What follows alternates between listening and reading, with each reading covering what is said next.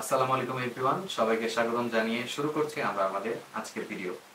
তো চলে এলাম নতুন একটি ভিডিও নিয়ে। সবার নিউজ ফিডে এবং সবার জাস্ট একটা আতঙ্ক কাজ করছে।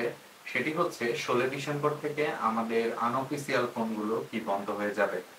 বন্ধ হয়ে গেলে এগুলো সচল রাখার উপায় কি এবং কি কি প্রসেসে তারা এই কার্যক্রমটি চালাবে, অর্থাৎ বাংলাদেশ বিটিআরসি থেকে যে নিয়ম কানুনগুলো বেঁধে দেওয়া হয়েছে সেই নিয়ম কানুনগুলো আসলে কি ধরনের হবে এবং কোন কোন পর্যায়ে এগুলো বলবৎ হবে, কিভাবে সেটার সম্পূর্ণ প্রয়োগ হবে, সেই সকল বিষয়ে আজকের সম্পূর্ণ ভিডিও নিয়ে আলোচনা করব। তো ভিডিওটি সম্পূর্ণ দেখার অনুরোধ থাকছে।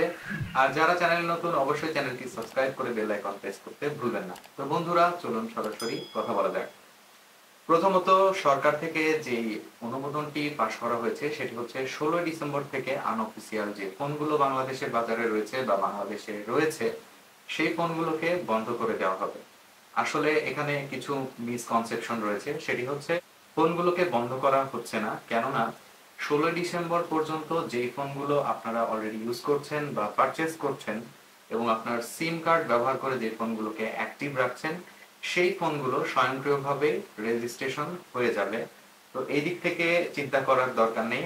আপনার হাতের যে হ্যান্ডসেটটি রয়েছে সেটি বন্ধ হচ্ছে না। তো ঘটনা হচ্ছে, কোন ফোনগুলো বন্ধ হয়ে যাবে এবং কোন ফোনগুলোর উপরে এই ব্যাপারটা লাগু হবে। তো প্রথমত, 16 ডিসেম্বরের পরে যেই আনঅফিসিয়াল ফোনগুলো আপনি কিনবেন সেগুলো নেটওয়ার্কের সাথে কানেক্ট করার পরপরই, অর্থাৎ সিম কানেকশন করার পরপরই 1 মাস পর্যন্ত আপনাকে মেয়াদ দেওয়া হবে, অর্থাৎ 30 দিন। 30 দিনের মধ্যে যদি আপনি শর্ত যেগুলো রয়েছে সেই শর্তগুলো মেনে রেজিস্ট্রেশন কমপ্লিট না করেন বা সম্পন্ন না করেন, সেই ক্ষেত্রে আপনার হ্যান্ডসেটটি বন্ধ করে দেওয়া হবে, অর্থাৎ নেটওয়ার্কিং বা নেটওয়ার্ক সিস্টেম থেকে ব্যান করে দেওয়া হবে। অর্থাৎ ওই ফোনে কোনো সিম কার্ড ইউজ করা যাবে না। কিন্তু এছাড়া বাদবাকি যে ফাংশনগুলো রয়েছে, যেমন ওয়াইফাই ইউজ করা বা সব অ্যাপস গুলো ইউজ করা, এগুলো আপনারা হয়তো চালাতে পারবেন, কিন্তু নেটওয়ার্কের আওতায় যে সিম কানেকশন সেটি হয়তো পাচ্ছেন না। এবং আরো কিছু ব্যাপার রয়েছে। যেহেতু ডিসিশন নেওয়া হয়ে গিয়েছে, অনেকেই বলবেন যে এর আগেও তো 2-3 বার ট্রাই করেছে বা 2-3 বার এই ধরনের কথা শুনেছি, কিন্তু আসলে সেরকম কিছু হয়নি।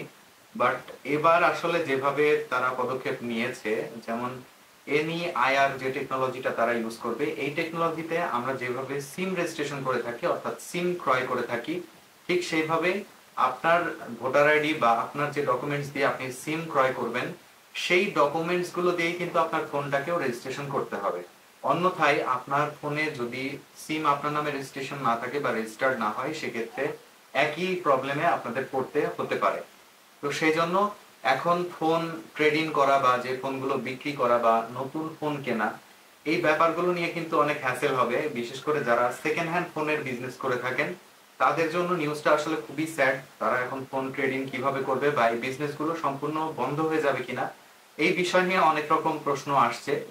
এবং ফোন আপনি চাইলেই যার কাছে তার কাছে বিক্রি করে দিতে পারবেন না। বিক্রি করার জন্য আমরা সাধারণত যে ভেহিকেল বা যানবাহনগুলো ব্যবহার করি, যেমন বাইক ব্যবহার করি, কার ব্যবহার করি, তো তার যেরকম রেজিস্ট্রেশন বা নাম পরিবর্তনের প্রয়োজন পড়ে, ঠিক একইভাবে ফোন বিক্রি করতে হইলে বা হাত পরিবর্তন করতে হলে একইভাবে আপনাকেও রেজিস্ট্রেশনের আওতায় আসতে হবে। এবং যে আপনার থেকে ফোনটা ক্রয় করছে তার নামে রেজিস্টার করার পরে আপনি ফোনটি সেল করতে পারবেন বা হস্তান্তর করতে পারবেন। তো এখন কথা হচ্ছে, যেহেতু আনঅফিসিয়াল অফ হচ্ছে, এইটা আসলে এটার কোনো দরকার ছিল কিনা। আসলে এই টেকনোলজিটা নিয়ে আসার পেছনে কিছু ভালো দিক রয়েছে এবং কিছু খারাপ দিক অবশ্যই রয়েছে। তো যেহেতু আমার চ্যানেলে শুধু ভালো দিক না, খারাপ দিক নিয়েও বেশি আমরা একটু আলোচনা করি, সেহেতু আজকেও ভালো এবং খারাপ দুইটি দিক নিয়েই আলোচনা করব। ভালো দিকটি হচ্ছে, আমাদের চুরি হওয়া যে ফোনগুলো রয়েছে বা স্টোলেন ফোনগুলো রয়েছে, সেই ফোনগুলো বাজারে বিভিন্নভাবে আইনি চেঞ্জ করে এবং বিভিন্ন রকম টেকনোলজি ইউজ করে সেই ফোনগুলোকে আবার রিপার্ক করে হোক, যেভাবে হোক বাজারে আবার বিক্রি করা হয়। কিন্তু এই টেকনোলজির আওতায় আসার কারণে আমাদের এই ফোনগুলো কিন্তু, চুরি হওয়া ফোনগুলো খুব সহজে ট্র্যাক করা যাবে। এবং যেহেতু আইএমইআই লিমিটেড থাকছে এবং নেটওয়ার্কে নির্দিষ্ট নিবন্ধিত ফোনগুলোই থাকছে, সেহেতু মোবাইল ফোন ব্যবহার করে যে ক্রাইম গুলো হতো সেই ক্রাইম গুলো কিন্তু অনেকাংশেই কমে আসবে। রিসেন্ট একটি নিউজ দেখলে হয়তো অনেকে বুঝতে পারবেন, বাংলাদেশে স্ক্যামিং কিন্তু প্রচুর পরিমাণে বেড়ে গিয়েছে এবং স্ক্যামিং এর মাধ্যমে অনেক অনেক টাকা অর্থ সম্পদ কিন্তু মানুষের খোয়া যাচ্ছে। ব্যাংক ব্যালেন্স থেকে বিভিন্ন প্রক্রিয়ায় তারা টাকা তুলে নিচ্ছে।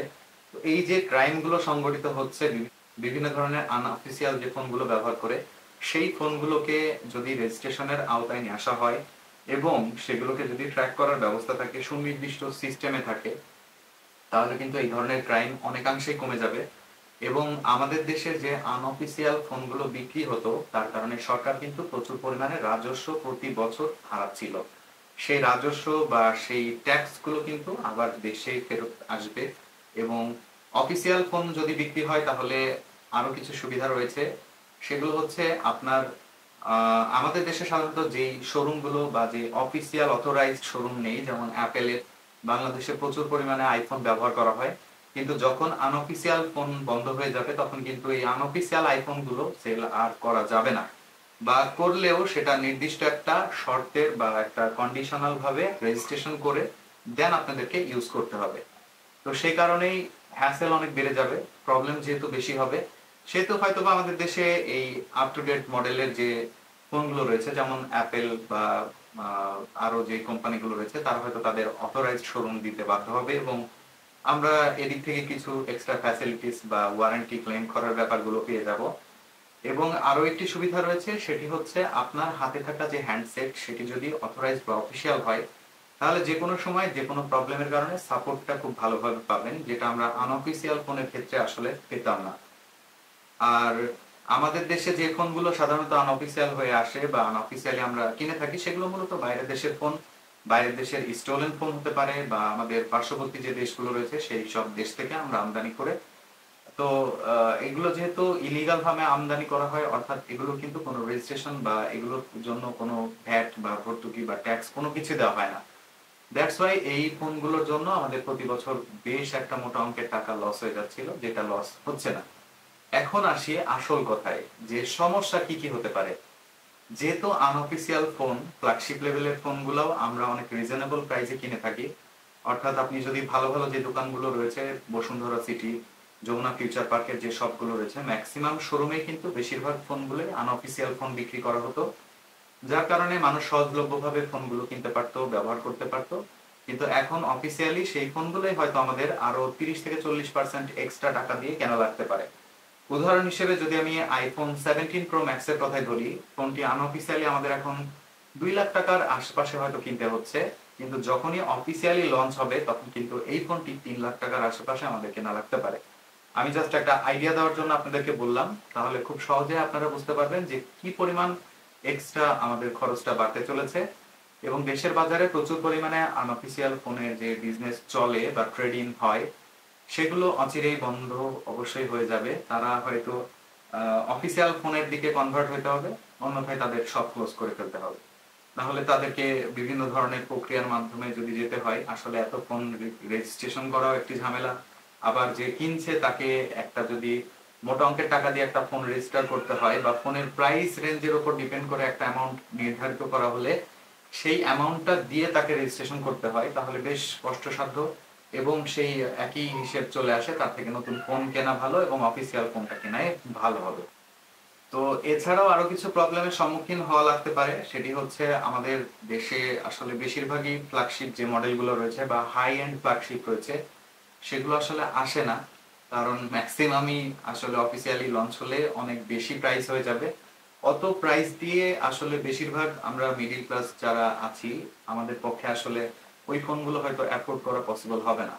সেক্ষেত্রে ওই ফোনগুলোর যে ব্যবহার করা বা ওই ফোনগুলোর যে টেস্ট আমরা এতদিন নিয়েছি, সেই টেস্টটা হয়তো এখন আমরা নিতে পারছি না বা পারবো না সামনে। তো আসলে তারপরও সবকিছুই অনিশ্চিত। এর আগেও যেহেতু 2-3 বার এরকম অ্যাটেম্প্ট নেওয়া হয়েছিল, কিন্তু সেটা বাস্তবায়ন করা পসিবল হয় নাই। তো এবার বলা মুশকিল যে এবার কি হতে চলেছে, বাট বেশিরভাগ মানুষের কাছে যতটুকু জানা যাচ্ছে বা ইনফরমেশন থেকে যতটুকু জানা যাচ্ছে, যে এবার এই সিস্টেম এবং টেকনোলজি সম্পূর্ণ ইন্টিগ্রেশন করা কমপ্লিট। এখন 16 ডিসেম্বর থেকে এটি রান করা হবে, অর্থাৎ চালু করা হবে। তারপর থেকেই আর কি খেলা শুরু হয়ে যাবে। তো আপনাদের মতামত কি, বা এই আনঅফিসিয়াল ফোন বন্ধ হয়ে যাওয়া বা রেজিস্ট্রেশন করা, এই যে একটা প্রক্রিয়া, এই প্রক্রিয়াটা আপনাদের কাছে কতটুকু যৌক্তিক মনে হয় বা আপনাদের কাছে কেমন লেগেছে?